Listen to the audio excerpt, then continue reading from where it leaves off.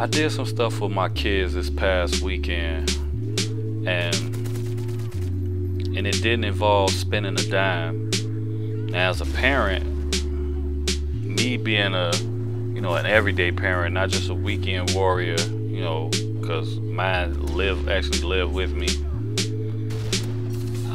I normally like go to the flea market and the thrift store, stuff like that, when I go look for like older games, when I do have the time to do that. Those who already know that's what I do. And I decided to swing by a thrift store, and I had them with me. And I said, look, let's take a little ride real quick on our way to doing what we needed to do. We're gonna make a quick stop. Now, as we got into the place, I just quickly thought, like, you know what? They need to see something. And what my mind was going was pretty much to show them that, although even myself included look down at the stuff that's in there and whatnot, you actually have people that depend on that stuff in there to just survive, just so they can have clothes, just so they can have basic electronic stuff or whatever they have in there. And it was a trip, because when I normally go in there, I go in there with blinders on. I go right to the spot I need to see. If they don't have what I need, I walk right out of there.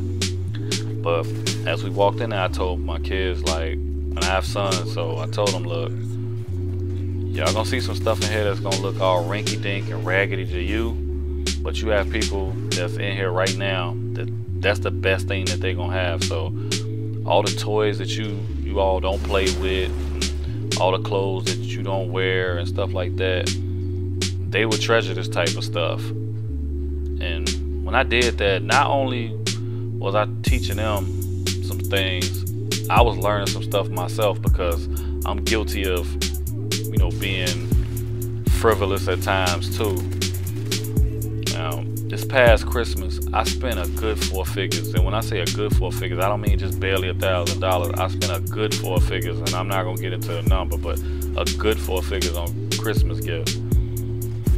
And we saw a little girl walking around in there, and you could tell it had to have been a birthday or something, because her mom was in there telling her to pick something.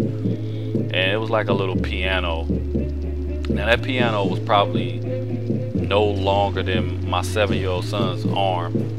And I told him, look at this.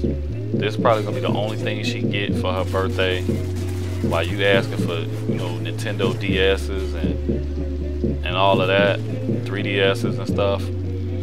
This is all she's gonna end up getting. And it made me think about when I was a kid and all the stuff that I wanted, and living with my mom. Me and my brother got used to just the simplest things, like the cereal we ate in the morning. We were so used to having corn pops and Apple Jacks and Fruity Pebbles, Captain Crunch. But then we ended up having to move with our grandma.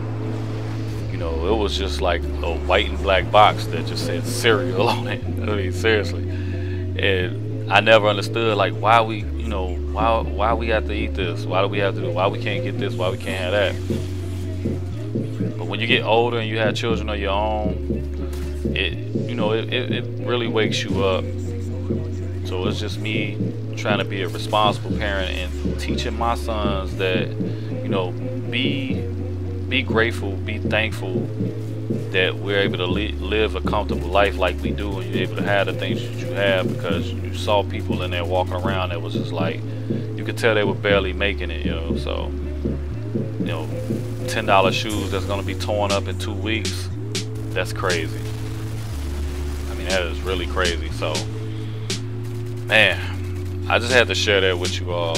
So if you don't have kids, you probably wouldn't understand.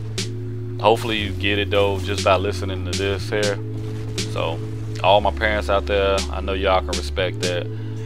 Teach your children, man, the value of hard work, and definitely teach them the value of $1, because at some point, I hate to say it, we can end up like that one day.